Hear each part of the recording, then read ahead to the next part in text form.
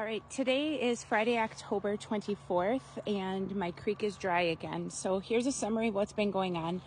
I grew up across the street right there. I have lived in this same 10 acres for 47 years. This has not happened until this year. In the end of May, early June this year, the creek went dry. And there is a metadata center being constructed up the road from me, about 1.25 miles. At 1 mile is a rock quarry.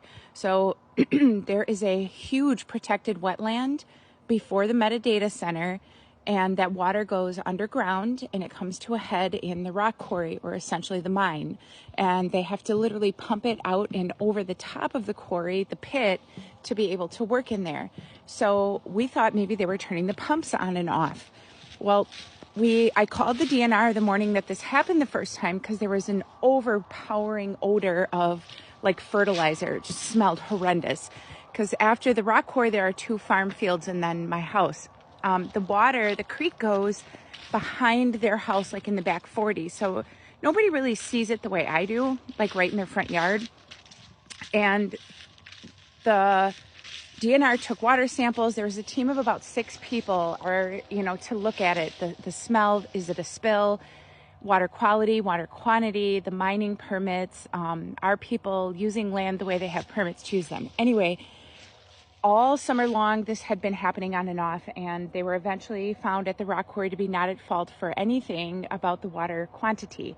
They were cited for water quality, and they have to clean it up.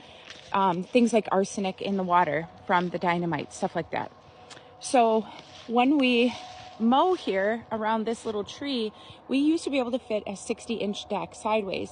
So you can see how much this is eroding down at an angle, because when the water comes back on, it comes rushing so hard, it's pulling these boulders down into the creek. And it's eating away at the side here. Look at that. It's starting to fill in with vegetation from being off so long. Down here, where we have this bridge so we can drive our tractor across, it's going to have to be rebuilt. You can see how crooked it's getting on the left side here around the tree from the erosion due to coming across so fast. Again, this bridge has been here almost 100 years. It was built in the 40s. So the last piece of information I have is that all the people on my team were headed by a person who I felt was getting somewhere and then lost their job at the DNR.